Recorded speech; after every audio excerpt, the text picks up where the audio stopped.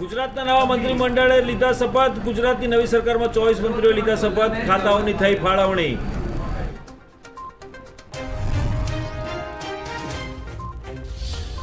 જૂના મંત્રીમંડળના 30 જેટલા મંત્રીઓ નો રિપીટ થિયરીથી નારાજ. આહિર સમાજ દ્વારા ખુલીને આ મામલે પત્ર લખી કરાયો વિરોધ વ્યક્ત.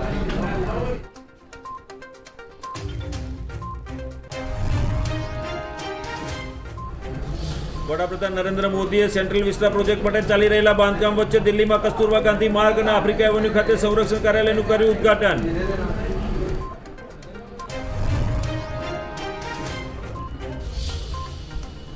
રાજમાર્ગ મંત્રી નીતિન ગડકરીએ ગુરુવારે દિલ્હી, હરિયાણા, રાજસ્થાન, મધ્યપ્રદેશ અને ગુજરાત રાજ્યોને આવરી લેતા દિલ્હી મુંબઈ એક્સપ્રેસવેની કરી સમીક્ષા.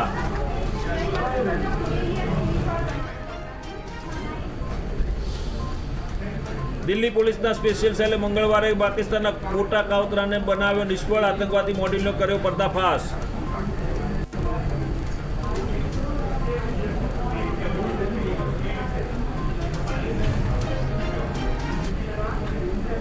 નમસ્કાર, ઇન્ડિયા ન્યૂઝ ગુજરાતમાં આપનું સ્વાગત છે. વિશેષ ચર્ચા સાથે હું છું અભિજીત.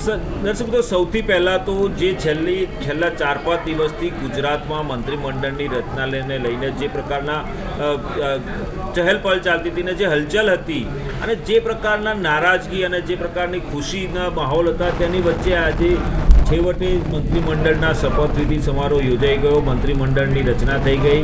નવા મુખ્યમંત્રી તરીકે ભૂપેન્દ્ર પટેલે સોમવારે મુખ્યમંત્રી પદના શપથ લીધા અને પછી મંત્રીમંડળની રચના માટે પણ જે ખેંચતાણ ચાલી રહી હતી, બે જૂથો છે, ખાસ કરીને આનંદીબેન પટેલનું જૂથ અને અમિત શાહનું જૂથ.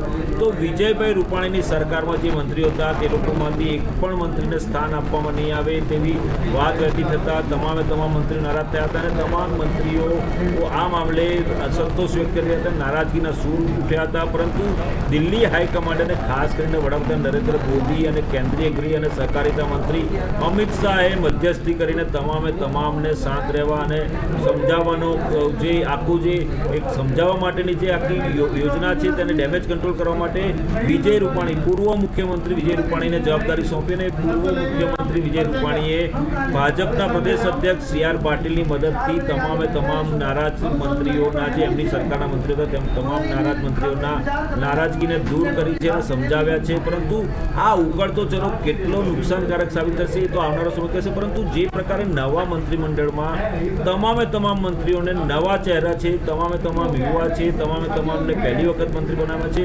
આમાં ખાસ કરીને એક જ વ્યક્તિ એવા છે કે જે કેબિનેટ મંત્રી છે અને માર્ગ અને મહેસૂલ મંત્રીનો હવાલો સોંપવામાં આવ્યો છે. તે રાજેન્દ્ર ત્રિવેદી પહેલાં રાજ્ય કક્ષામાં હતા, પછી તેઓ વિધાનસભાના અધ્યક્ષ બન્યા, જે હમણાં છેલ્લે સરકાર ગઈ વખતે વિધાનસભાના અધ્યક્ષ હતા અને આજે સવારે તેમણે રાજીનામું આપ્યું અને કેબિનેટ કક્ષાના મંત્રી તરીકે તેમણે બીજા નંબરના સ્થાન ઉપર પદ ગ્રહણ કર્યું છે અને માર્ગ અને મહેસૂલ મંત્રી તરીકે તેમને હવાલો સોંપવામાં આવે છે. ત્યારે જે પ્રકારની આખી ટીમ મુખ્યમંત્રી ભૂપેન્દ્ર પટેલની જે ટીમની તાજપોશી થઈ છે તેના મામલે ચર્ચા કરીશું. ટીમ ભૂપેન્દ્રની તાજપોશી આપણી સાથે સ્ટુડિયોમાં ઉપસ્થિત છે આઈટીવી નેટવર્કના એડિટોરિયલ ડાયરેક્ટર આલોક મહેતાજી અને રાજકીય વિશ્લેષક દિલીપસિંહ ક્ષત્રિય. ટૂંક સમયમાં જ મનસ્વી થાપર આપણી સાથે રાજકીય વિશ્લેષક તરીકે જોડાશે. પરંતુ આ બંનેનું સ્વાગત છે स्टूडियो। आलोक जी, सबसे पहले आपको सवाल पूछना चाहूँगा कि जिस तरह से मुख्यमंत्री, अब तो पूर्व मुख्यमंत्री बोला जाएगा, कि विजय रूपाणी को इस्तीफा देने के लिए बताया गया, उन्होंने इस्तीफा दिया, नए मुख्यमंत्री का चयन की जो प्रक्रिया थी उसमें भी काफ़ी मशक्क़त थी, सभी स्पेकुलेशन चला रहे थे, नितिन पटेल, परसोत्तम रूपाला, मनसुख मांडविया, 3-4 और नाम भी थे। तो ये सब नाम छोड़ के प्रधानमंत्री ने एकदम से अनजाना नाम, अननोन नेम, एकदम से सरप्राइजिंग नेम जो था वो भूपेंद्र पटेल, उनका नाम अनाउंस करवाया और उनका नाम की घोषणा हुई रविवार को दोपहर में विधायक दल की बैठक के बाद में। उसके बाद से जिस तरह की चहल-पहल या जिस तरह की नाराज़गी नितिन पटेल में देखने को मिली, लेकिन प्रधानमंत्री सरप्राइजिंग देने में बहुत माहिर है, उन्होंने पहले भी ऐसे किया था, अभी ऐसे किया। तो ये जो गुजरात विधानसभा का इलेक्शन आ रहा है 2022 में, और ऐसे टाइम पे ये फेरबदल करना कितना फ़ायदेमंद है या कितना नुकसानकारक है भाजपा के लिए गुजरात में? ये अभी अभिजीत भाई, मेरा ऐसा मानना है कि बहुत ही क्रांतिकारी जैसा कदम है, क्योंकि हमने वर्षों से, आप लोग जो गुजरात में बैठे वो भी जानते हैं, चाहे मोदी जी की भी मुख्यमंत्री थे तब भी, या माधव सिंह सोलंकी थे, टिन देसाई थे, कितनी बार मंत्रिमंडल में जो उन्हीं पार्टी वालों, कांग्रेस की, बीजेपी की जब भी सरकारें रही है, ऐसा नहीं हुआ कि उसी सरकार में सारे मंत्री बदल दिए। आप तो मुख्यमंत्री का कह रहे हैं, लेकिन मेरी जहां तक याददाश्त है उस हिसाब से सारे मंत्री होता था, कुछ मंत्री पुराने होंगे, कुछ नए होंगे।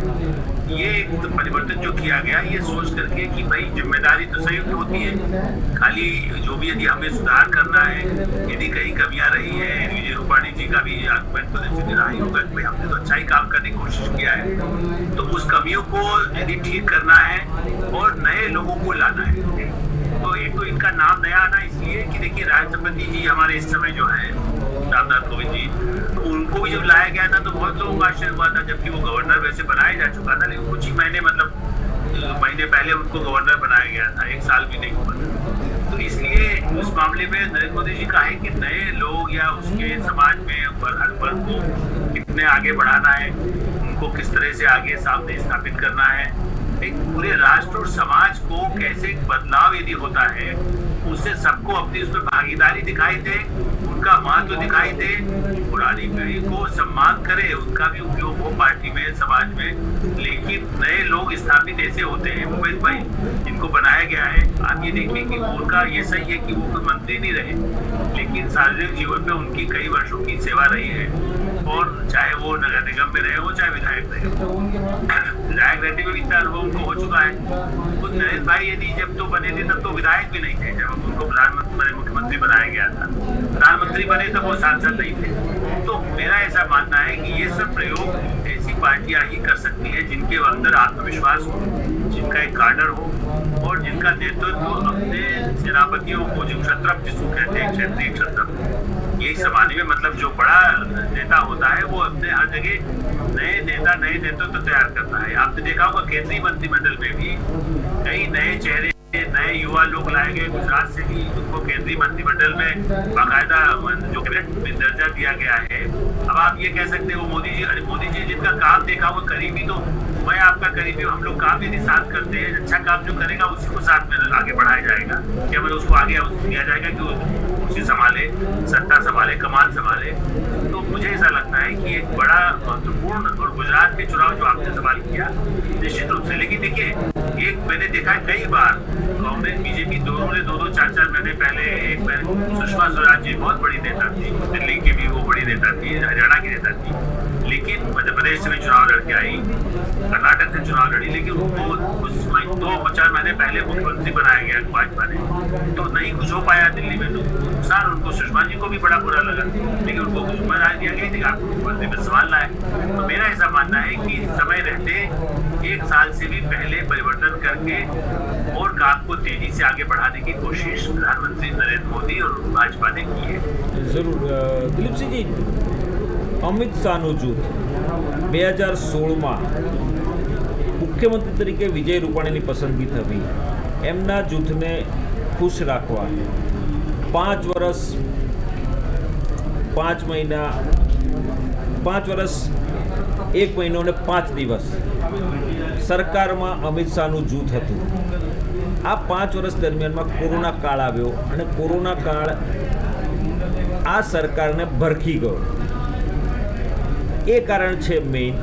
અને હવે આનંદીબેન પટેલનું જૂથ, ભૂપેન્દ્ર પટેલ એટલે આનંદીબેન પટેલના સમર્થક, આનંદીબેન પટેલની સીટ ઉપરથી ચૂંટણી લડ્યા, પહેલી વખત ચૂંટણી લડ્યા ગાટલોડિયા વિધાનસભા પરથી 2017માં જીત્યા, અને હવે એમને માટે પણ અનએક્સપેક્ટેડ તમામે તમામ ભાજપના નેતાઓ માટે, કારણ કે હું પોતે પણ હાજર હતો રવિવારે અમદાવાદમાં કમલમ ખાતે, ત્યાં આગળ પણ તમામે તમામ જે ધારણા કરતા હતા ત્યાંના દિગ્ગજ નેતાઓ, પ્રદેશના દિગ્ગજ નેતાઓ પણ એવું માનતા હતા કે નીતિનભાઈનું નામ આવશે। નીતિનભાઈને પણ અંદરથી આત્મવિશ્વાસ હતો કે મારું નામ આવશે, પરંતુ જ્યારે મિટિંગનો દોર શરૂ થયો, પૂર્વ મુખ્યમંત્રી વિજય રૂપાણીએ પ્રસ્તાવ રાખ્યો અને એમાં નામ આવ્યું ભૂપેન્દ્રભાઈ પટેલનું। તો જે રીતે ભૂપેન્દ્રભાઈ પટેલનું નામ આવ્યું, આ ક્યારેય કોઈએ એક્સપેક્ટ કર્યું નહોતું। શું કહેશો તમે આ બાબતે? અભિજીતભાઈ, જેમ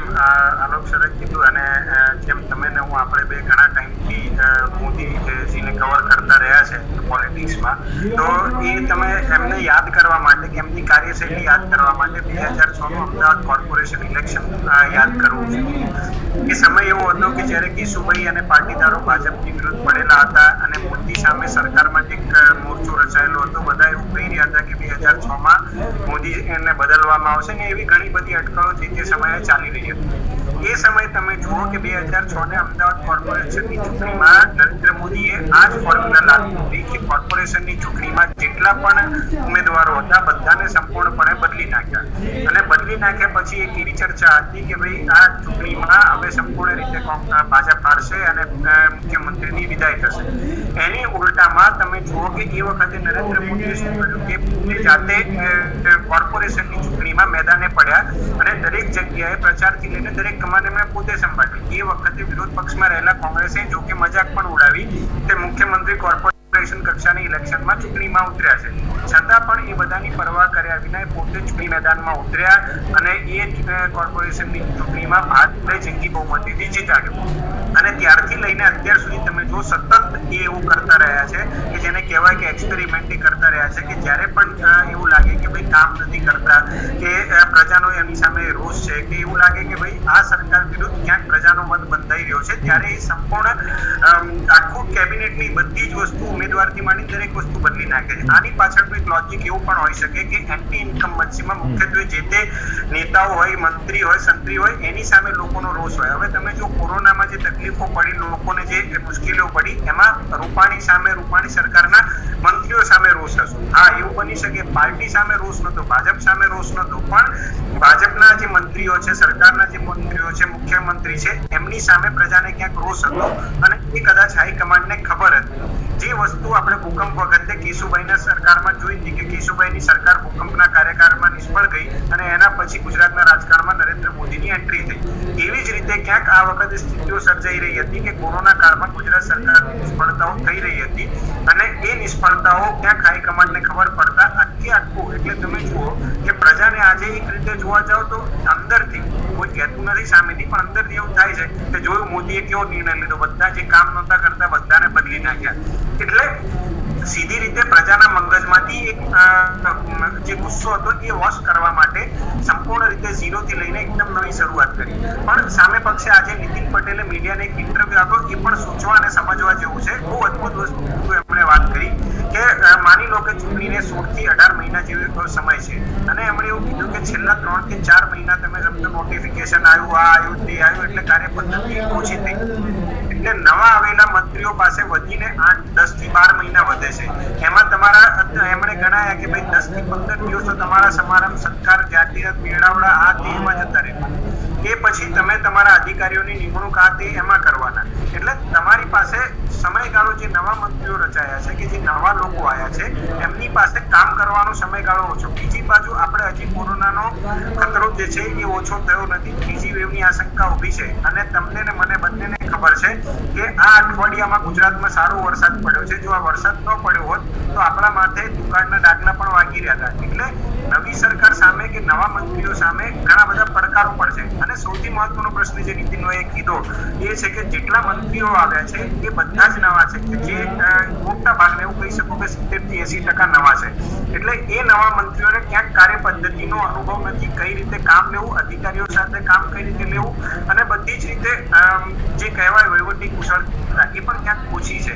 હવે એ એમને કાર્યકુશળતા સમજવામાં, સિસ્ટમ સમજવામાં જે સમય લાગશે અને એ પછી કેટલું ઇમ્પ્લિમેન્ટ કરશે. એટલે એની પાછળ ફરીથી જે ઇમેજ વોશ કરી કે જેના કારણે મંત્રીઓને બદલ્યા, ક્યાંક બીજો પ્રશ્ન જે એમના વાતમાં ગર્ભિત મને લાગ્યો કે એવો હતો કે આ નવા મંત્રીઓના કારણે જે પ્રશ્ન હટાવવા માટેના પ્રયત્નો થયા એ બીજા પ્રશ્નો ઉભા થઈ જશે.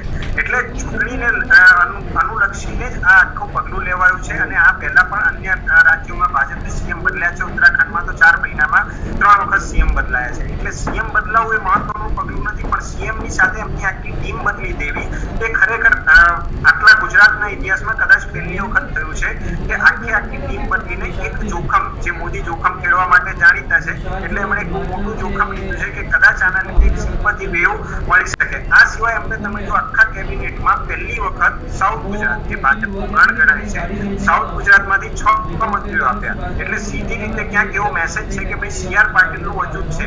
પણ જે તમે કીધું બેન અને અમિત શાહ વાળી વસ્તુ એમાં બહુ નજરે ચડીને આંખે ઉડીને વળગે એવી વસ્તુ છે કે દક્ષિણ ગુજરાતમાંથી ને ખાસ કરીને સુરતથી પૂર્ણેશ મોદીને મંત્રી બનાવ્યા છે। છેલ્લે સુધી એમના નામની ખબર નહોતી કે ભાઈ પૂર્ણેશ મોદી મંત્રી બનશે, પણ પૂર્ણેશ મોદીને જો તમે જો તો પૂર્ણેશ મોદી આનંદીબેનના ખાસ ગણાય છે। આનંદીબેન જ્યારે મુખ્યમંત્રી હતા ત્યારે એમની આરોગ્ય સચિવ તરીકે નિમણૂક પણ સંસદીય સચિવ પણ બનાયા હતા। એ પછી સતત એ બેનના સંપર્કમાં રહ્યા। બેન અને CR પાટીલ વચ્ચે જો કહી શકાય એક જ મુદ્દે મતભેદ હતો એ પૂર્ણેશ મોદીને લઈને, પણ તમે જુઓ કે એમને કેબિનેટ કક્ષાનું સ્થાન અપાઈને બેને એવું કદાચ ઇનડાયરેક્ટ સાબિત કરી દીધું છે કે બેન અત્યારે ગુજરાતની સીટ ડ્રાઈવ કરી રહ્યા છે। હવે જો બેન, જે તમારો મૂળ પ્રશ્ન હતો, હવે જો બેન એટલે આનંદીબેન આખી સીટ ડ્રાઈવ કરી રહ્યા હોય તો એમને ગુજરાતની રગે રગની માહિતી છે, ઉત્તર ગુજરાતની માહિતી છે અને પોતે મુખ્યમંત્રી રહ્યા છે, એટલે પાટીદાર જે સૌથી વધારે ભાજપને પરેશાન કરે છે એના પણ પ્રશ્નોની એમને ખબર છે। એટલે જો 2022ની ચૂંટણી ઇનડાયરેક્ટ રીતે આનંદીબેનને માર્ગદર્શનમાં લડાશે તો હું માનું છું કે ગુજરાતમાં ક્યાંક કંઈક નવા જૂની મોટા ભાગે થશે। અભિજીતભાઈ, आलोक सर, जिस तरह से दिलीप सिंह जी ने बताया कि नया मंत्रिमंडल ज़्यादातर नए चेहरे हैं, एक दो को बात करके, एक दो मतलब कि मैं गिनाऊँ तो उंगली से गिन सके हम लोग कि पहले राजेंद्र त्रिवेदी, वो पहले MOS थे, फिर विधानसभा के स्पीकर बने, अब कैबिनेट में आए। प्रदेश अध्यक्ष के तौर पर पूर्व प्रदेश अध्यक्ष थे जीतू वाघाणी, उनको भी संगठन के साथ उनका भी तालमेल है, ब्यूरोक्रेट्स के साथ भी उनका अच्छे रिश्ते हैं, अच्छे बातचीत है, उनका होल्ड है। तीसरे पूर्णेश मोदी, जैसे दिलीप सिंह जी ने बताया, तो ये 3 और या 4, लेकिन बाकी सब नए चेहरे हैं। किरीट सिंह राणा लिमड़ी के जो विधायक है, तो ये 3-4 जन गिन सकते हैं कि 4 जन नए पुराने हैं, बाकी सब नए हैं। भूपेंद्र पटेल चीफ मिनिस्टर खुद नए हैं, पहली बार चुनाव लड़े, सत्ता पे आए। हालांकि उनको एक्सपीरियंस है, अहमदाबाद म्यूनिसिपल कॉर्पोरेशन के स्टैंडिंग चेयरमैन का और औडा के चेयरमैन के तौर पर काम किया है, तो उनको एक्सपीरियंस है एडमिनिस्ट्रेशन के साथ काम करने का, लेकिन बाकी सब नए चेहरे हैं। तो ये नए चेहरों के साथ में काम करना और 2022 का इलेक्शन लड़ना ये कितना कठिन हो सकता है भाजपा के लिए? देखिए अभी भाई, इस तरह का रिस्क अभी जैसे हमारे मुझे कह रहे थे, ये होता तो है कि रिस्क तो बहुत बड़ी ली है, खतरा मोल लेना जिसको कहते हैं, लेकिन वो जैसे जंगल में चले जाते हैं ना, चले गए थे डिस्कवरी से दिखाया था नरेंद्र भाई को, मैंने हम लोग कितने ही लोग हो गए अच्छे जो शिकारी होते हैं वो भी डरते हैं किस तरह जाना है। मुझे ऐसा लगता है कि यही खतरा तो उठाया है, लेकिन इसमें मुझे आपसे 2 दिनों से आप बात कर रहे हैं, आपने आज पुलिस को लिस्ट निकाल दी। मेरा ऐसा मानना है कि एक तरह से डबल, जिसको बार बार कहते हैं डबल इंजन होगा ये कि जो जैसे आपने कहा 4 अच्छे मंत्री हो, वो इसके पहले जो मंत्री रहे हैं उनको भी ये कहा जाएगा कि उनको चुनाव तो लड़ना होगा ना, यानी वैसे कुछ के पत्ते कट जाए, विधायक न बने, बिल्कुल ही उनका खुद का विश्वास न हो या पार्टी को टिकट न दे, बात अलग। लेकिन मेरा ऐसा मानना है कि हो सकता है कि इनमें से कई लोग विधायक का चुनाव तो लड़ेंगे। ऐसा तो नहीं होगा ना कि विधायक के सारे चुनाव में 200 आदमी नए ले आएंगे, ऐसा तो मुझे नहीं लगता है। शायद आप लोग को ज्यादा अंदाज होगा कि नहीं वैसा होगा। तो ऐसे में वो लोग भी अपने इलाके में काम करने के लिए इस मंत्रिमंडल को दबाव बनाए रखेंगे। आप चाहे वो नितिन भाई हो, चाहे रूपाणी जी हो, उनके साथ के काम करने वाले मंत्री हो, एक पार्टी में जिन्होंने जीवन भर दिया है वो ये नहीं करेंगे ना पलायन करके कि अच्छा हमें मंत्री नहीं रहे तो कुछ नहीं करना है। उनका या उनके परिवार का, उनके कार्यकर्ताओं का जीवन उससे जुड़ा हुआ है, इस जीवन में समाज की सेवा करने के लिए भी या प्रदेश की राजनीति में महत्व पाने के लिए अभी इनको मौका मिला है। जैसे वहां पर बदला गया उत्तराखंड में अभी जिक्र किया भाई ने, तो वैसे ही यहाँ भी इनको एक बड़ा मौका मिला है भूपेंद्र पटेल जी को।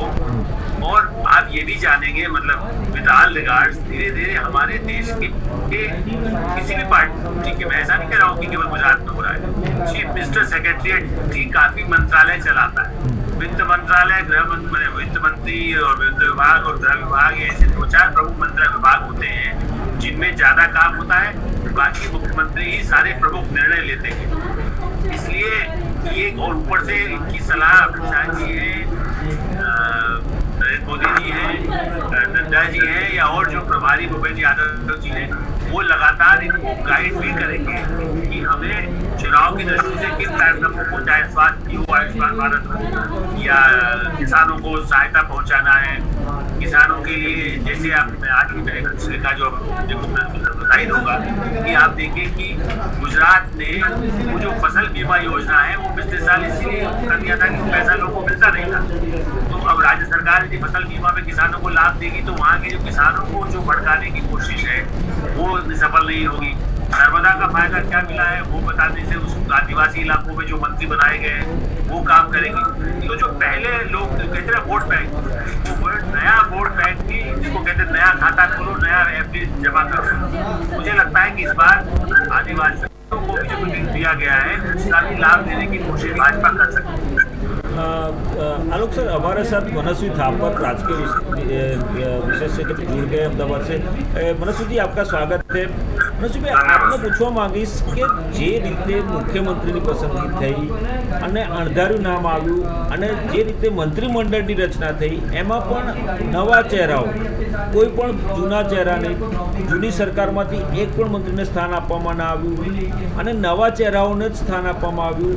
માત્ર અમે હમણાં ચર્ચા કરતા તો તમે આવે પહેલાં 4 જ જણા ગણીને 4 જણા આંગળીને વેઢે ગણાતા 4 જ જણા જૂના છે જે અનુભવી છે, બાકી બધા નવા ચહેરા છે, મિનિસ્ટર પહેલી વખત બન્યા છે। તો આ સંજોગોમાં ભાજપે જોખમ લીધું એવું નથી લાગતું આપનું? नहीं, देखिए, कोई ना कोई पहली बार ही मिनिस्टर बनता है, ऐसा जरूरी नहीं है कि हर कोई पैदा होते ही एक्सपीरियंस बनता है। अब भाजपा के लिए सबसे इम्पोर्टेंट ना ही मंत्रालय है ना ही सीनियर लीडरशिप है, उनके लिए वोट बेस है। कहीं ना कहीं भाजपा को गुजरात में लग रहा था कि एंटी इनकम्बेंसी का बहुत बड़ा फैक्टर है। 27 साल राज करते हुए गुजरात में, गुजरात बेसिकली भाजपा का गढ़ है और गुजरात में जो एक सेफ राज्य है भाजपा के लिए, अगर यहाँ पे वो एक्सपेरिमेंट नहीं करेंगे तो बाकी प्रदेशों में कैसे करेंगे। और गुजरात के जो भी मॉडल्स, चाहे वो पॉलिटिकल हो, डेवलपमेंटल मॉडल्स भाजपा ने इस्तेमाल किए हैं, उनका कहीं ना कहीं भाजपा को हमेशा ईयर ऑन ईयर फायदा मिला है। अभी कोविड की दूसरी लहर के पहले अभिजीत भाई हमने देखा था कि 6 की 6 म्युनिसिपल कॉर्पोरेशन बीजेपी ने जीते थे। उसका कारण क्या था? एंटी इनकम्बेंसी का फैक्टर बहुत बड़ा था। राजकोट में तो कहीं ना कहीं 35 सालों से बीजेपी सरकार में थी राजकोट म्युनिसिपल कॉर्पोरेशन, फिर भी वो वापस से आई। तो इसका मतलब क्या है कि वो एंटी इनकम्बेंसी को काउंटर करती है प्रो इनकम्बेंसी से। वो खुद ही अपने ही लोगों को कहीं ना कहीं, अगर आप खुद नहीं बदलोगे तो लोग आपको बदल देंगे। इस चीज को भाजपा बहुत अच्छी तरह पहचानती है, जानती है, इसलिए वो खुद ही अपने अंदर चेंजेस लाते हैं जिसमें कहीं ना कहीं भाजपा को फायदा होता है। हमने म्युनिसिपल कॉर्पोरेशन में क्या देखा था? नो रिपीट थियरी लाए। तो नो रिपीट थियरी में कहीं ना कहीं उनके कार्यकर्ताओं में जोश हुआ। जिन नेताओं से जनता परेशान थी या कोविड की पहली लहर में जिनको लगा था कि ये लोग सही तरह काम नहीं कर रहे, जो हट सकते थे, जिनके कारण हार सकते थे, उनको बदल दिया गया। तो ये बीजेपी का एक मास्टर स्ट्रोक हमने म्युनिसिपल कॉर्पोरेशन में देखा। और दूसरी लहर के बाद जहाँ पे कोविड में परेशानी थी गुजरात में, बेरोजगारी का समय था, जहाँ पे हमने देखा है कि पेट्रोल डीजल के रेटिंग, ये सारे एंटी इनकम्बेंसी के साथ साथ अलग मुद्दे हैं। इन मुद्दों को काउंटर कैसे किया? इन्होंने पूरा मंत्रालय बदल दिया, चीफ मिनिस्टर बदल दिया। तो एक मैसेज आता है। और दूसरा मैसेज उसमें क्या होता है भाजपा में कि क्या कैडर बेस्ड पार्टी है, आपको कभी भी कहीं पे भी मौका मिल सकता है, आपको निराश होने की जरूरत नहीं है। अगर आप सही तरह लगातार पेशेंटली काम कर रहे हो बीजेपी में तो आप मुख्यमंत्री बन सकते हो। तो आपको तो एक मैसेज है। तो बीजेपी का ये जो इनिशिएटिव हुआ, आज जब आप देखिए इलेक्शन में 14 महीने बाकी हैं, पर आज पिछले 15 दिन से हम लोग क्या बात कर रहे हैं? गुजरात की बात कर रहे हैं, गुजरात में बीजेपी की बात कर रहे हैं, कांग्रेस की कोई बात नहीं कर रहा। तो आपके दिमाग का 1/3 हिस्सा भाजपा ने कंट्रोल किया हुआ है। तो आप बात करोगे, भाजपा की बात करोगे, आज का डिबेट होगा भाजपा के ऊपर होगा, तो विपक्ष की तो बात हो ही नहीं रही। तो कहीं ना कहीं यू में लाइक मी, यू में हेट मी, यू में लव मी, पर बात तो आप भाजपा की कर रहे हो। तो जो माइंडसेट है भाजपा का, सुबह से उठ के रात तक सोने तक एक बार एक हर व्यक्ति भाजपा की बात जरूर करेगा, मोदी जी की बात जरूर करेगा। डिसीजंस के ऊपर क्वेश्चन हो सकता है कि हम पाटीदार को ज्यादा प्रमोशन दे रहे हैं, हम पिछले मिनिस्टर लॉबी ने कुछ अच्छा काम नहीं किया था इसलिए बदलाव हुआ, पर डिस्कशन तो भाजपा का ही हो रहा है। तो कहीं ना कहीं ये सारी चीजें जो है भाजपा इस चीज को बहुत अच्छी तरह पहचानती है, समझती है। और ये गढ़ है, हमको ये समझना पड़ेगा, ये गढ़ है बीजेपी का। और लोग ऐसी भी बातें कर रहे हैं, अभिजीत भाई आपकी भी डिबेट में ऐसी बात होगी कि रिमोट कंट्रोल से गुजरात चल रहा है। ये बात सही हो सकती है, गलत हो सकती है, पर कंट्रोल तो बीजेपी के पास ही है ना। कांग्रेस तो कुछ नहीं कर पा रही अभी तक। अगर आप एक लोकतंत्र में, अच्छे लोकतंत्र की ताकत क्या होती होती है कि अगर कुछ गलत होता है, आज अगर कांग्रेस की ऐसी सरकार होती जहां पे चीफ मिनिस्टर बदलता तो बीजेपी वाले सड़कों पे आ जाते, बीजेपी वाले आंदोलन कर देते, बीजेपी ये बोल देते कि ये फेल्ड सरकार है, लोकतंत्र के साथ विश्वासघात हुआ, पर ऐसा हमको विपक्ष में नहीं दिखाई दे रहा। बात जो है सिर्फ भाजपा की है। आज ऐसा नहीं है कि उनके सीनियर नेता जो बीजेपी के हैं गुजरात में वो निराश नहीं है, बट डिसिप्लिन पार्टी है। आप निराश होकर भी जाओगे कहाँ पे? आपको अगर फिर एमएलए बनने की टिकट चाहिए या अगर आपको अपने काम करवाने या सेवा करनी है तो भी आपको भाजपा के साथ रहना पड़ेगा। तो ये जो डिसिप्लिन है या ये जो लैडर उन्होंने क्रिएट किया है कोई नहीं तोड़ पा रहा। और आज ये देखिए आप अभिजीत भाई बैठे हैं स्टूडियो में, आपके पीछे भी टीचर बीजेपी के लगे हुए हैं। गुजरात की राजनीति में अभी क्लियर अंडरस्टैंडिंग है कि बीजेपी वर्सेस बीजेपी है और ये वर्सेस जो है कोई टूटता हुआ बीजेपी नहीं है। वर्सेस क्या, old guard versus new guard. आप परफॉर्म करो, आप आगे आओ, परफॉर्म करो, उसके बाद भी गारंटी नहीं है कि आप आगे आओ। मेन जो बीजेपी ने जो लफ्ज समझ ली है वो जनता की है। अगर जनता निराश हो रही थी, जो एंटी इनकम्बेंसी का फैक्टर था विजय रूपानी सरकार में, उन्होंने उनको बदल दिया। भाजपा नहीं बदल रही, मंत्री बदल रहे हैं, चेहरे बदल रहे हैं, वोट वही का वही है और शायद बढ़ भी सकते हैं।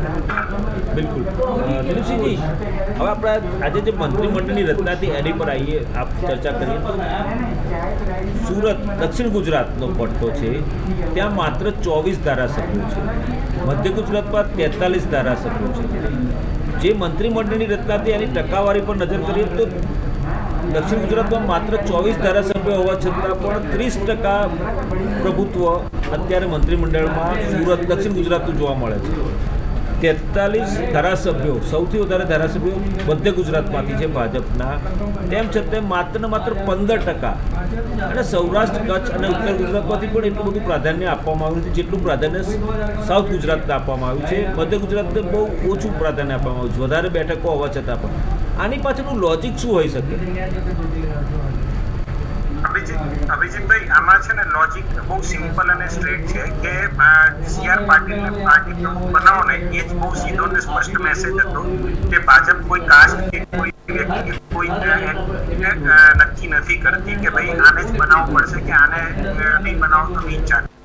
સૌથી મહત્વનો મુદ્દો જ્યારે સીઆર પાટીલને બનાવવામાં આવ્યો ત્યારે તમે જો ખ્યાલ હોય તો ચાલો પાટીદારોનો મુદ્દો બહુ જ એ સમયે ચાલી રહ્યો હતો કે ભાજપમાં પાટીદારોને અન્યાય થઈ રહ્યો છે। સામે કોંગ્રેસ હાર્દિક પટેલને ક્યાંક પ્રદેશ પ્રમુખ બનાવવાની તૈયારી કરી રહી હતી।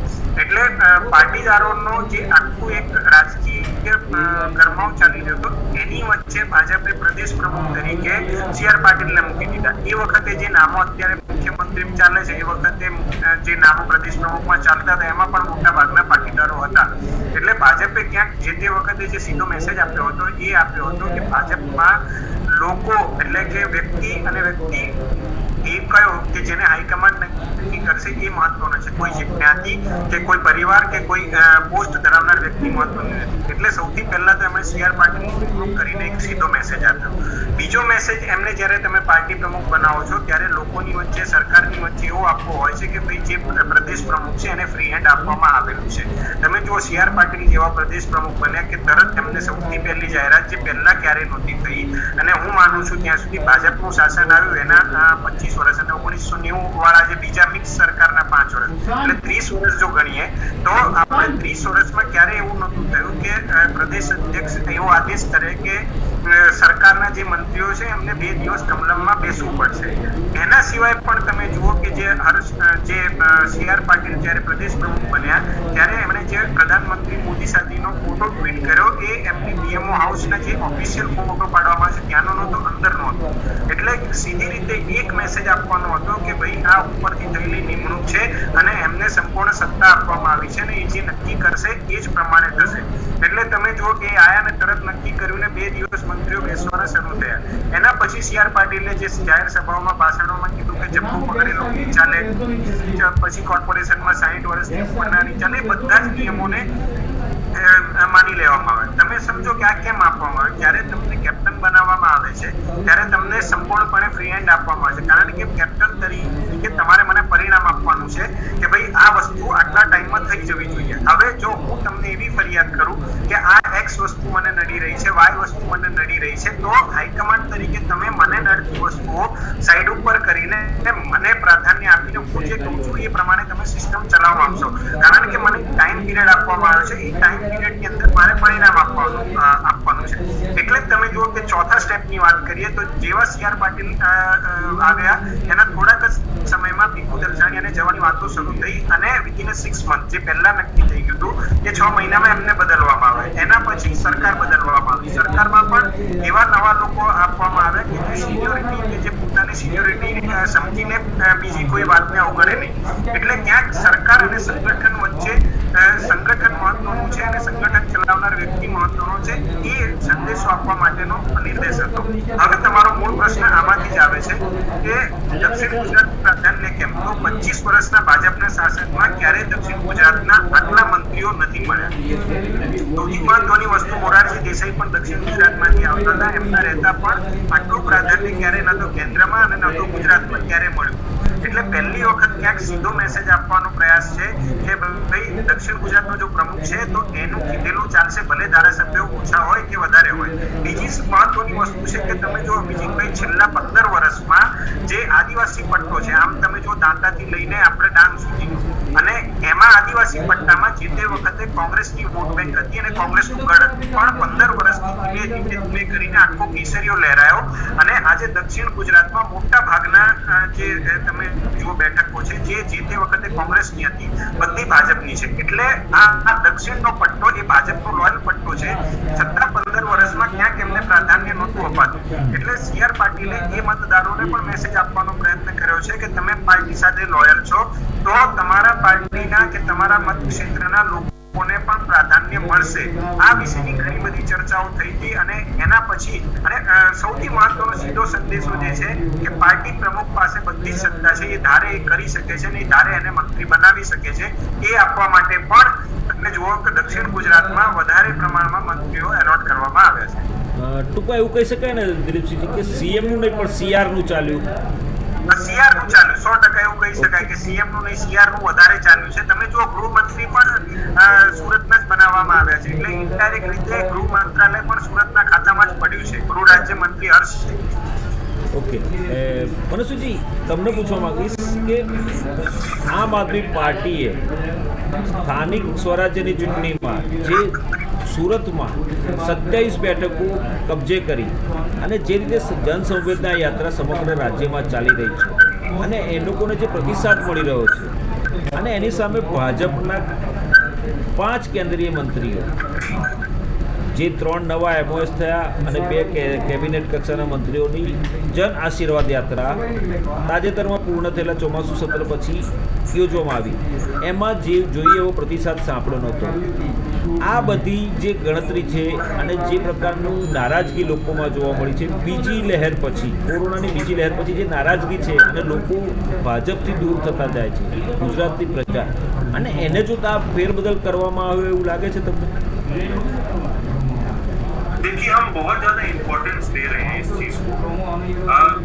आप अगर देखेंगे कि नोटा को भी वोट शेयर मिलता है. अब एक लोकतंत्र में हर एक व्यक्ति जो खड़ा होता है उसको कुछ ना कुछ वोट शेयर तो जरूर मिलेगा. इसका मतलब ये नहीं है कि जो सत्ता पक्ष का इतना बड़ा वोट बैंक है वो खत्म हो गया. जरूर एंटी इनकम्बेंसी थी, जरूर लोग परेशान है, पेट्रोल डीजल का रेट है, महंगाई है, बेरोजगारी है, ये मुद्दे हैं. पर क्या विपक्ष या आप आम आदमी पार्टी का नाम लो, क्या आम आदमी पार्टी इतना ज्यादा इफेक्टिव काम कर सकती है कि पूरा आपका जो प्रश्न है कि पूरे का पूरा राजतंत्र बदल जाए, लोकतंत्र बदल जाए गुजरात का? ये सोशल मीडिया में बात चल रही है और ट्विटर में बात चल रही है, हर पार्टी अपने आप को बोलती है कि मेरे कारण बदला है, सुनने में अच्छा लगता है.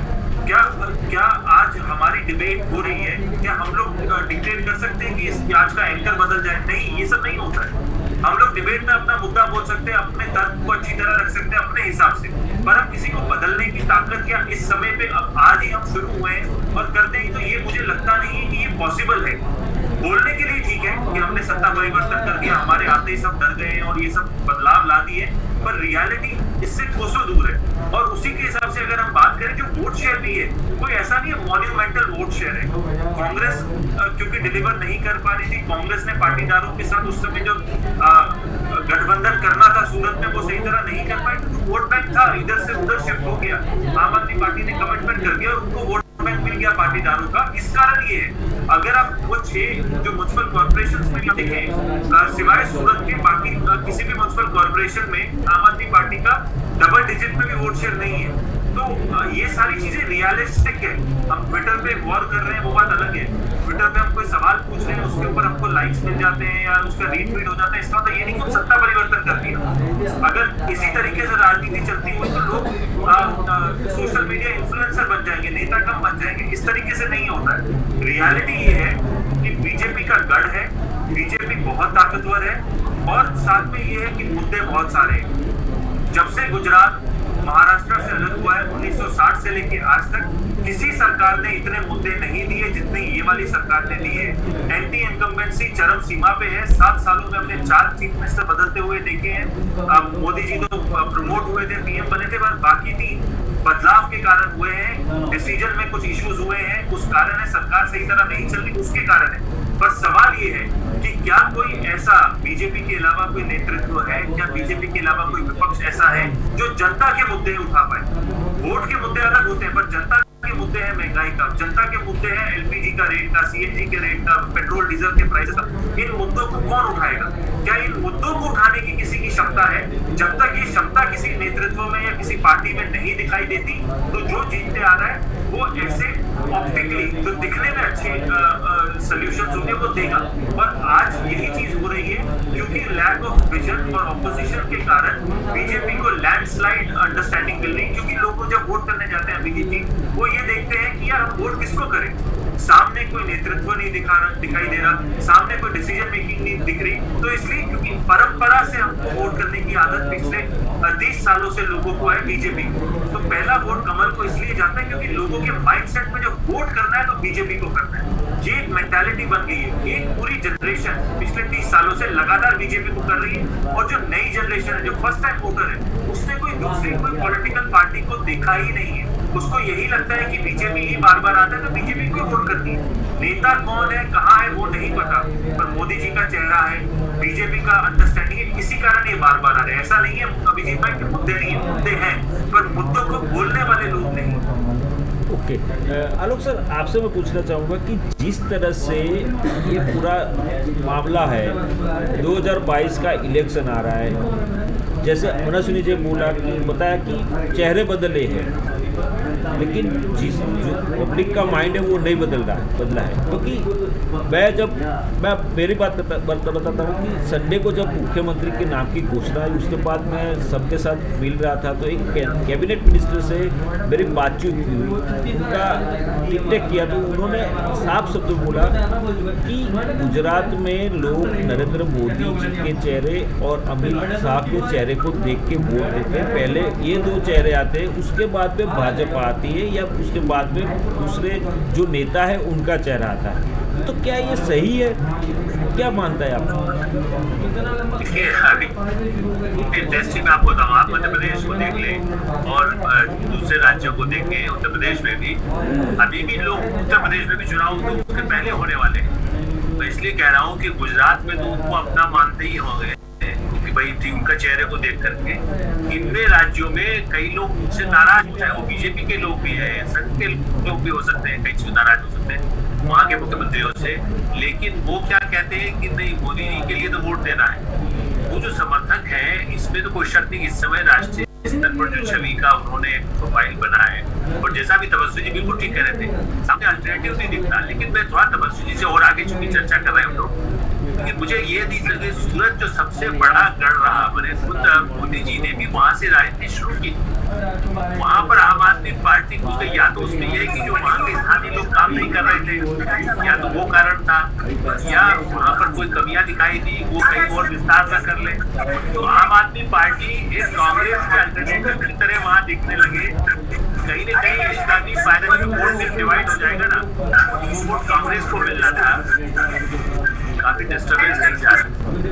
तो मुझे ऐसा लगता है कि जो कांग्रेस और इसमें जो एक प्रतिद्वंदिता दिखाई दे रही है, तपस्वी जी भी शायद सहमत होंगे कि इसका लाभ भी बीजेपी को मिलता है। कांग्रेस का वोट तो आम आदमी पार्टी काटेगी, जो शेयर काटेगा, और कांग्रेस पार्टी जो राहुल गांधी की क्रेडिबिलिटी अभी तक नहीं बन पा रही उनके वक्तव्य से, तो सारा देश में कई लोग नाराज हो जाते हैं कि भाई वो क्या बोल जाते हैं, क्या नहीं करते हैं। अब उनके पास जो रणनीतिकार हो अहमद पटेल जैसे नेता नहीं है। दूसरे जो उनके पार्टी में भी हार्दिक पटेल को बढ़ाने से वहां भी असंतोष है। तो आम आदमी पार्टी से जैसे कहीं कहीं जो त्रिकोणा संघर्ष है, सीधे मुकाबले में शायद बीजेपी को भी नुकसान या कांग्रेस को भी होता था पहले, या अभी भी होता है। छत्तीसगढ़ में उम्मीद किसी को नहीं थी कि पूरी तरह बीजेपी हारेगी। तो डायरेक्ट फाइट के बजाय आम आदमी पार्टी का वो चाहे कितना ही प्रचार करे, वो वोट शेयर लेकर के अपनी छवि जरूर बना ले, लेकिन मैं भी ऐसा मानता हूँ कि आम आदमी पार्टी का गुजरात में कोई बहुत ज्यादा होने वाला नहीं। हाँ, कांग्रेस का वोट काट करके जितना नुकसान कांग्रेस का करेगी, भाजपा को उतना ही फायदा उसका होगा, क्योंकि कांग्रेस का भी एक समय गढ़ रहा है। अब चाहे बड़े बड़े नेता वहाँ मनोज सिंह सोलंकी तो बाद में आए, हितेश देसाई, मोरारजी भाई, उन्हें कांग्रेस का एक पूरा अस्तित्व उठा रहा है। भाजपा ने एक जैसे वहाँ पर हुआ, बंगाल में लेफ्टिस्ट पार्टी खत्म हो गई, मतलब बीजेपी और ममता पार्टी दिखाई दे रही। जहाँ 35 साल कम्युनिस्ट पार्टियों ने राज किया था, वहाँ पर जो है बीजेपी और ममता, वही नाम सुनाई देता है। ये जो मैं इस बात से सहमत हूँ कि चाहे विरोध हो, आप जीते न जीते, आप यदि प्रोमिनेंटली दिखाई दे प्रखरता के साथ। और जहाँ तक समस्याओं की बात है अभिजीत भाई, ये भी आप मानिए कि मैंने लगभग 50 साल से तो गुजरात में भी उस समय कई बार मेरे इमरजेंसी के समय में भी गया हूँ, इमरजेंसी के पहले भी। तो ये बेरोजगारी और सूखा और कहना चाहिए कि भ्रष्टाचार मेरे ख्याल गुजरात पर ऐसी रिपोर्ट मेरे ज्यादा पढ़ने को नहीं मिल रही है कि बहुत भ्रष्टाचार के आरोप आए हो। इसके बावजूद हमारे वैसी स्थिति में ये मुद्दे तब पहले थे, आज उतने मुद्दे नहीं है। आज तो गुजरात पहले से बेहतर स्थिति में है, बहुत कई गुना ज्यादा अच्छा प्रगति कर चुका है और प्रगति की आशा करते हैं। इन्वेस्टमेंट आज भी वहाँ पर आ रहा है। लोग गुजरात पर देखते हैं कि वहाँ एक सरकार है तो लोग इन्वेस्ट करने जाते हैं। हमारा ज्यादा बिल्कुल सरकार आ गई तो वहाँ नहीं जा रहे हैं, गुजरात जाएंगे। टाटा जो है बंगाल छोड़ करके गुजरात आए। तो मेरा ऐसा मानना है, और आज भी वो क्रेडिबिलिटी अभी प्रधानमंत्री के नाते भी उनकी बनी हुई है।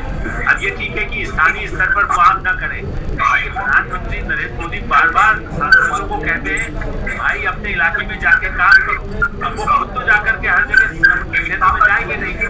अब एक तरह से जो नए मंत्री बने हैं वो पुराने विधायक जो अभी भी जो बने और जो चुनाव लड़ना चाहते हैं, सबको काम करना होगा। इसलिए मेरा ऐसा मानना है कि आज की तारीख में साल भर में कोई एकदम नक्शा बदल जाए, एकदम ये पूरे भाई भी फेल हो जाए और कुछ क्रांति हो जाए, बात अलग है। लेकिन मुझे तो लगता है कि अभी भी भाजपा का बदलाव दिखाई देगा। दिलीप सिंह जी, તમને પૂછવામાં आलोक सर, मनोज जी आप भी सुनना कि शंकर सिंह वाघेला ने आज ट्वीट किया था, आज की राजनीति महाभारत से कम नहीं, उसूलों और स्वाभिमान पर आँच आए तो अपने ही परिवार के कौरवों से लड़ना सही धर्म और कर्म है। यह धर्म युद्ध न सिर्फ स्वाभिमान की रक्षा के लिए है बल्कि समग्र प्रदेश के कल्याण के लिए है। जब जब ऐसी परिस्थिति आएगी अर्जुन को निसंकोच युद्ध करना होगा। ऐसी गायक जो गीता भगवत गीता का जो श्लोक है कृष्ण भगवान ने बताया था अर्जुन को, उस टाइम का ये बात उन्होंने ट्वीट की है। और ये खास तौर पे जी खास કરીને આ વસ્તુ જે છે ને એ નીતિનભાઈ પટેલ માટે સંબોધીને કરી છે એમણે, કારણ કે નીતિનભાઈ પટેલનું કદ જે છે એમને મુખ્યમંત્રી પદ પર બેસાડવાની વાત હતી અને પછી તેમને પહેલી વખત 2016માં પણ એમનું નામ ના આવ્યું, 2021માં પણ ફેરબદલ થયા ત્યારે એમનું નામ ના આવ્યું, ત્યારે એમને ઉશ્કેરવા માટે કરીને उनको उकसाने के लिए ये सब किया गया हो ताकि वो बागी हो जाए, भाजपा के खिलाफ में बागी होकर बगावत करे। શું કહેવું છે તમારું આ બાબતે? જી દિલીપ સિંહ જી અભિજીતભાઈ અવાજ નથી આવતો। હા, શંકરસિંહ વાઘેલા જે ટ્વીટ કર્યું છે ભગવદ્ ગીતાના શ્લોકને સંબોધીને, અને એ ટાર્ગેટ છે, સીધું નિશાન છે માત્ર નીતિન પટેલ, પિન પોઈન્ટ નીતિન પટેલ છે, કારણ કે નીતિન પટેલ 2 વખત મુખ્યમંત્રી પદની ગાડી ચૂકી ગયા છે। હવે એમનું કદ નાનું પડ્યું છે કે પછી એમને નજરઅંદાજ કરવામાં આવે છે, એના સંદર્ભમાં કર્યું છે કે બળવો કરે એમની જેમ જ। શું કહેવું છે તમારું?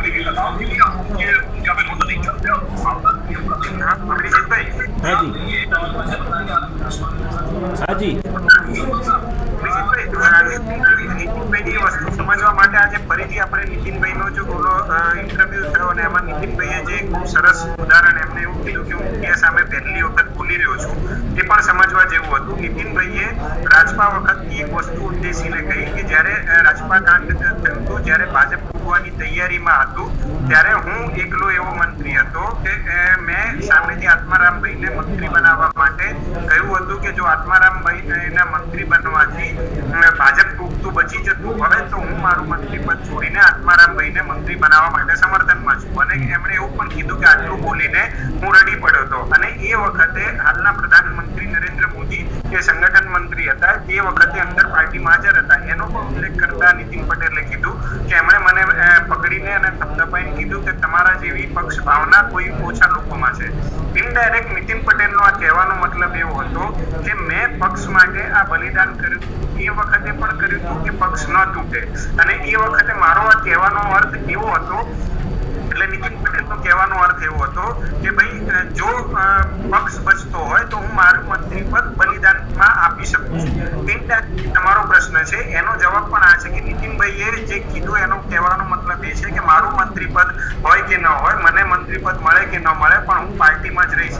અને બીજી મહત્વની વસ્તુ એમણે આજે ચર્ચામાં એ કીધી કે ભાઈ હું ગુજરાત છોડીને ક્યાંય નથી જવાનો, હું ચૂંટણી મહેસાણાથી જ લડવાનો છું. હા, પાર્ટી મંત્રી બનાવે કે ન બનાવે એ પાર્ટીનો નિર્ણય છે, મને ટિકિટ આપવાનો કે ન આપવાનો એ પાર્ટીનો નિર્ણય છે, પણ હું મહેસાણાથી ચૂંટણી લડવાનો છું, ભાજપમાંથી જ લડવાનો છું. એટલે દેખીતી રીતે એમણે ક્યાંક અત્યારે એવું તો કીધું જ કે ભાઈ હું પક્ષથી નારાજ નથી. એના સિવાય તમે જુઓ કે આજે બહુ મહત્વની ઘટના હતી. નીતિન પટેલ જ્યારે સ્ટેજ ઉપર આવ્યા ત્યારે તમે જુઓ બધાના ઓડિયન્સમાં અવાજ થયો, એના કરતા સૌથી વધારે અવાજ જે છે નીતિન પટેલ બરાબર.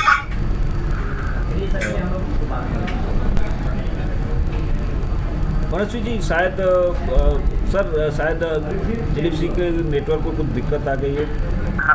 નીતિન પટેલ સ્ટેજ ઉપર આવ્યા ને સૌથી વધારે અવાજ નીતિન પટેલના વખતે થયો અને નીતિન પટેલે શાંતિથી જઈને CR પાટીલની બાજુમાં બેસી ગયા. એટલે દેખીતી રીતે ક્યાંક પાર્ટીમાંથી પણ એવો મેસેજ આપવાનો પ્રયત્ન થયો. મને જે લાગ્યું કે ભાઈ નીતિન પટેલે ખરેખર બહુ સારું કામ અને એમણે પાર્ટીના હિતને લઈને ચૂપ બેસી રહેવાનું જે વાત કરી છે એ ખૂબ સારી છે. હા, અફવાઓ ચાલી કે નીતિન પટેલ એકલામાં શંકરસિંહને મળ્યા અને નીતિન પટેલ કંઈ પણ કરી શકે છે, પણ હાલની સ્થિતિ જે છે એ સ્થિતિ જોતા હું અને એમના જેવો સૂડ રાજકારણી એવું કોઈ પગલું નહીં ભરે કે જેનાથી એમની આખી રાજકીય કારકિર્દી સામે પ્રશ્નાર્થ મુકાઈ જાય. શંકરસિંહ રાજકીય કેરિયર પૂરું થઈ ગયું છે અને સતત ક્યાંક પોતાની રાજકીય ભૂમિની તલાશ કરશે અને એમ એવું લાગે છે કે આવા ખૂબ ગતકડા કરીને કે આવા ખૂબ નિવેદનો કરીને એ ક્યાંક પોતાનું વર્ચસ્વ કે પોતાની વાતને ક્યાંક વધારે પડતી સમર્થન મેળવવામાં કે લોકો સમક્ષ જવામાં વધારે સરળતા રહેશે એવું દેખાડવાનો એમનો પ્રયત્ન રહે છે. બાકી 1996 ના રાજપા કાંડ પછી શંકરસિંહ તમે જુઓ ધીરે ધીરે આજે એવી જગ્યાએ છે કે એમની જોડે રહેલા બધા જ લોકો પૂરા થઈ ગયા. આજે જે મંત્રીમંડળમાં છે રાઘવજી પટેલ પણ એક સમજવા જેવા છે કે રાઘવજી પટેલે જ્યારે ભાજપા કાંડ થયું ત્યારે ભાજપામાંથી શંકરસિંહનો સાથ લીધો અને એ છોડીને રાજપામાંથી શંકરસિંહ ગયા ત્યારે કોંગ્રેસમાં ગયા અને કોંગ્રેસમાંથી ફરી પાછા ભાજપામાં ગયા. એ પછીથી એમણે શંકરસિંહનો સાથ છોડી દીધો અને આજે ભાજપામાં કેબિનેટ કક્ષાના મંત્રી પણ બન્યા. એટલે જે શંકરસિંહનો ખાસ લોકો હતા કે શંકરસિંહ જોડે હતા એ બધા ક્યાંક પોતાની રાજકીય ભૂમિ શોધવામાં નિષ્ફળ ગયા કે એમની સાથે રહ્યા બધા જ ગયા. એટલે એમની અંદર લોકો પણ કોઈ નહીં ગયા. એટલે છતાં પણ શંકરસિંહ રાજકારણમાં પોતાનું વર્ચસ્વ સ્થાપવા માટે આવી કોઈ પણ જ્યારે રાજકીય સ્થિતિઓ સર્જાય છે ત્યારે એ એવું કંઈક નિવેદન કરે છે કે એવી કોઈક વાતો મૂકી દે છે જે પાછળ જતા માત્ર અફવા સાબિત થાય છે કે ભાઈ જેના કારણે થોડોક સમય માટે રાજકીય ગરમાવો રહે. બાકી આજે જે રીતે નીતિન પટેલે સ્પષ્ટતા કરી, જે રીતે રાજપા કાંડ વખતનું આત્મારામ પટેલનું ઉદાહરણ ટાંક્યું, જે રીતે એમણે મહેસાણાથી લડવાની વાત કરી, એ જોતા અત્યારના સમયમાં હા જે કંઈ પણ હું માનું છું કે અત્યારે સરકાર રચાઈ ગઈ છે, નજીકના ભવિષ્યમાં ઇલેક્શન પણ નથી, કોઈ ચૂંટણીઓ પણ આવવાની નથી, એટલે માત્ર નીતિન પટેલ નહીં ભાજપથી નારાજ ભાજપના કોંગ્રેસના જે પણ સિનિયર નેતાઓ હશે એ જે કંઈ પણ કરવાનું હશે એ અત્યારે નહીં કરે, એ જ્યારે ચૂંટણીઓ આવવાની હશે, ચૂંટણી નજીકમાં હશે એ સમય કરશે. એટલે હું માનું છું કે નીતિન પટેલ પણ જો નારાજ થવાનો કે બીજું કંઈ પણ કરવાના હોય તો અત્યારના સમયમાં કરે એવું મને લાગતું નથી. ચોક્કસ. મનસુખજી, आपको आखिरी सवाल पूछूंगा कि જે રીતે કુંવરજી બાવળિયા, જવાહર ચાવડા બંને કોંગ્રેસ છોડીને ભાજપમાં જોડાયા કારણ કે તેમને અન્યાય થતો હતો અને તેઓને કોઈ ગણવામાં આવતા નથી, અવગણના કરવામાં આવે છે, એવા નિવેદનો કર્યા હતા એ વખતે. પરંતુ હકીકતમાં તે લોકોને સત્તાની લાલચ હતી કારણ કે કોંગ્રેસ વર્ષોથી ગુજરાતમાં સત્તાથી દૂર છે. ત્યારે આ સંજોગોમાં બંને નેતાઓ, બંને મંત્રીઓ હતા કેબિનેટ કક્ષાના અને નવા મંત્રીમંડળમાં કોઈ પણ જૂના મંત્રીનું સ્થાન નથી આપ્યું અને એ બંનેને પડતા મૂકવામાં આવ્યા. તો આ બંને નેતાઓ માટે શું ગણતરી, શું લાગે છે, પાછા કોંગ્રેસમાં જશે કે પછી ભાજપમાં જ રહેશે? देखिए क्या होता है, कुछ स्थिति के बाद ना आपका जो जनता के साथ संपर्क है ना वो टूट जाता है, क्योंकि आप जनता आपको नेता बनाती है, पार्टी आपको मौका देती है, और जब आया राम गया राम हमारे देश में कुछ ज्यादा कॉमन हो गया और कांग्रेस से जब बीजेपी में जाते हैं आपके लिए फिर ज्यादा जंपिंग सिचुएशन नहीं रहती. जब आप बार बार दल बदलते हो, फिर अभी आप बीजेपी में आए, आप कांग्रेस से परेशान थे, आप बीजेपी में आए, बीजेपी ने आपको मिनिस्टर बनाया, ये एक मैसेज क्लियर है. आप अगर आप देखेंगे आने वाले समय की राजनीति में क्या होगा कि जो भी आयाराम दयाराम टाइप के लोग होते हैं उनका करियर, चाहे पास्ट की बात हो या फ्यूचर की भी बात हो, उनका करियर राजनीति में लॉन्ग टर्म नहीं रहा है. कुछ मुद्दे पूरे करने होते हैं, कुछ राजनीतिक समीकरण होते हैं, वो पूरे हो जाते हैं तो कोई भी पॉलिटिकल पार्टी होती है उनको ज्यादा सहयोग नहीं देती है, क्योंकि कैडर बेस्ड पार्टी होती है. हर कोई पॉलिटिकल पार्टी कैडर बेस्ड होती है, नहीं सिर्फ बीजेपी पर कांग्रेस भी. जो भी लोग आते हैं उनका मकसद, जो राजनीतिक मकसद जब पूरा हो जाता है तो इन लोगों को ज्यादा आपको तक मिलता हुआ दिखाई देता हो, वैसा नहीं. अगर ये लोग खुद की जो ये आयाराम दयाराम टाइप के लोगों से खुद की पॉलिटिकल पार्टी बना ले तो बात अलग होती है, और वो कितनी सक्सेसफुल होती है नहीं होती उसका एक दूसरा विषय हो जाता है. पर जो बीजेपी से कांग्रेस में जाता है, कांग्रेस से बीजेपी जाता है, उनका लॉन्ग टर्म इनिंग हमने देखा 10 साल चला हो, 15 साल चला हो या 5 साल भी पूरा चला हो, ऐसा नहीं. उनको कोई एक लॉलीपॉप टाइप पोजीशन दे देंगे या मंत्रालय दे देंगे जहाँ पे पावरलेस होगी, अपने कार्यकर्ताओं को संभालना होता है. सबसे इम्पोर्टेंट राजनीति में जो इलेक्शन जिताता है वो कार्यकर्ता होता है, और कार्यकर्ताओं को एक मैसेज क्लियरली देना होता है कि ये समीकरण बिठाने के लिए हमने इनको पोजीशन दी है, नेक्स्ट टर्म जब चेंज होगा तो इनको हम नहीं देंगे. तो यही एक मैसेज भी दिया है बीजेपी ने अपने कार्यकर्ताओं. और ये आप देखिए ये स्ट्रेटेजिक मूव है. ये स्ट्रेटेजिक मूव क्या, 6 म्युनिसिपल कॉर्पोरेशन जीते, उनको पता चला कि नो रिपीट थियरी काम आई, हमारे ही कार्यकर्ता हमको जिता रहे, अब हमको कांग्रेस से लोगों को लेने की जरूरत नहीं है. तो उन्होंने दरवाजे बंद कर दिए कांग्रेस के मंत्रालय के कि हम हमको नहीं लेंगे. पर उन 4 लोगों को जिनको पिछली बार टर्म नहीं दिया था, उन 4 कांग्रेस के लोगों को टर्म दिया है. जरूरी नहीं है 2022 के बाद अगर बीजेपी आती है इन चारों को रिपीट किया जाए. तो बीजेपी अपने कैडर को समझती है, बीजेपी अपनी राजनीतिक मजबूरियों को समझती है, पर सबसे ज्यादा बीजेपी क्या समझती है कि हमको किसी भी हालत में जीतना जरूरी है और उस जीत के रथ को वो रोकना नहीं चाहती. तो यही एक कारण है, ये डिफरेंट कॉम्बिनेशन को यूज करती है, अपनी एंटी इनकम्बेंसी को कन्वर्ट कर लेती है प्रो इनकम्बेंसी को. ये जो मास्टर स्ट्रोक है ये सिर्फ बीजेपी को अभी आज की राजनीति में समझ आता है, और वो किसी भी अन्य राजनीतिक पॉलिटिकल पार्टी. तो ये जो चीज है इसको समझने की जरूरत है. और इसमें एक चीज जो हमको समझने की जरूरत है वो ये है, अगर हमको राजनीति में रहना है तो जिस स्तर पे बीजेपी काम करती है, 24 घंटे काम करती है, 24/7 काम करती है, उनकी हर एक चीज की आर्मी है, चाहे वो सोशल मीडिया आर्मी हो, कम्युनिकेशन आर्मी हो, चाहे मंत्रालय की आर्मी हो, चाहे जाति समीकरण की आर्मी हो, उस आर्मी के जैसे काम करना पड़ेगा, उस सोच के साथ काम करना पड़ेगा. क्योंकि बीजेपी जो है वो एक जगरनॉट है, वो रुकने का नाम नहीं लेती है. और जहां पे भी आप एक ऑब्जर्वेशन देखिए 2014 से जहां पे भी स्टेट लीडरशिप स्ट्रांग है, जो मोदी जी का चेहरे को काउंटर कर सकती है स्टेट लीडरशिप, वहां भी बीजेपी नहीं काम कर पाती. चाहे वो दिल्ली हो, पंजाब हो, बंगाल हो, बिहार हो, राजस्थान हो, मध्य प्रदेश हो, जहां पे स्टेट लीडरशिप है वहां पे मोदी जी का चेहरा इतना नहीं चलता. पर जहां पे स्टेट लीडरशिप नहीं है वहां पे डायरेक्ट मोदी जी का चेहरा चलता है, चाहे वो गुजरात हो, यूपी हो, उत्तराखंड हो. तो ये सारी चीजें राजनीतिक पॉलिटिकल पार्टी को समझनी पड़ेगी कि स्टेट लीडरशिप क्रिएट करनी पड़ेगी. अगर स्टेट लीडरशिप नहीं है तो मोदी जी का चेहरा इतना कामयाब है कि लोग अगर वो वहाँ पे भाषण भी ना दे, कोई वहाँ पे कोई समीकरण ना बिठाए, तो भी लोग मोदी जी के चेहरे को पसंद करते हैं। પક્કા દર્શક તો જે રીતે ટીમ ભૂપેન્દ્રની તાજપોશી થઈ, જે છેલ્લા 3-4 દિવસથી અસમંજસ ચાલી રહી, ચર્ચાઓ ચાલી રહી હતી અને છેવટે નવા મંત્રીમંડળમાં નવું જે મંત્રીમંડળ રચ્યું એમાં તમામ નવા મંત્રીઓને સ્થાન આપવામાં આવ્યું. જૂના મંત્રીઓને ઘરે બેસાડી દેવામાં આવ્યા. માત્ર ધારાસભ્ય તરીકે એ લોકોએ કામ કરવાનું રહેશે અને નવા મંત્રીઓની સાથે નવી સરકારની રચના થઈ અને નવી સરકાર માટે હવે પડકારજનક એ બાબત છે કે 2022ની ચૂંટણી આવી રહી છે અને 2022ની ચૂંટણીમાં ભાજપના હાઈકમાન્ડે એટલે કે વડાપ્રધાન નરેન્દ્ર મોદી અને અમિત શાહની ઈચ્છા છે કે 150+ ટાર્ગેટ પર ચાલવાનું છે અને 150+ ટાર્ગેટ કઈ રીતે લાવવો એ નવી સરકારે જોવાનું છે. આલોક સર, મનસ્વીજી, દિલીપસિંહજી, આપ ત્રણેયનો ખૂબ ખૂબ આભાર આ અમારી સાથે ચર્ચામાં જોડાયા બદલ. તો દર્શક મિત્રો, આ હતી અમારી સ્પેશિયલ રજૂઆત અને વધુ સમાચાર અને અપડેટ્સ માટે જોતા રહો ઇન્ડિયા ન્યૂઝ ગુજરાત, ગુજરાતની ધડકન. નમસ્કાર.